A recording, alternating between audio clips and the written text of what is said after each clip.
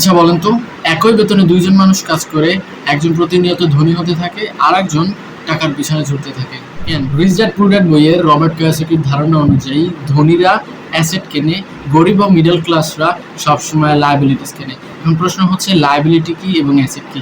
Asset হচ্ছে সেই সকল সম্পত্তি যেই সকল সম্পত্তি দ্বারা আমাদের পকেটে ইনকাম আসে, আমরা কাজ করি আর না করি আমাদের কাছে টাকা আসতে থাকে প্যাসিভলি। অন্যদিকে লায়াবিলিটি হচ্ছে সেই সকল সম্পত্তি যেই সকল সম্পত্তির পিছনে আমরা টাকা খরচ করি। ফর এক্সাম্পল, অনেকের কাছে বাইক আছে, বাইকের ফুয়েল কস্ট আছে, মেনটেন্যান্স কস্ট আছে, এটা একটা। ফর এক্সাম্পল, প্রতি মাসে আপনি 30,000 টাকা ইনকাম করেন, সব টাকা দিয়ে জমি কিনলেন, স্টক, ব্যবসা বা অন্য কোনো ভাড়ায় সম্পত্তিতে ইনভেস্ট করলেন, যেটা দ্বারা ভবিষ্যতে আপনার টাকা ইনকামের সম্ভাবনা আছে, তার মানে এটা হচ্ছে অ্যাসেট। অন্যদিকে যখন সব টাকা আপনার লাক্সারিয়াস ফোন, গাড়ি বা অন্য কোনো ক্ষেত্রে খরচ করেন, সেটা হচ্ছে লায়াবিলিটি। সুতরাং অ্যাসেট কিনুন, লায়াবিলিটি নয়। And finally, income makes you rich today, asset makes you rich forever.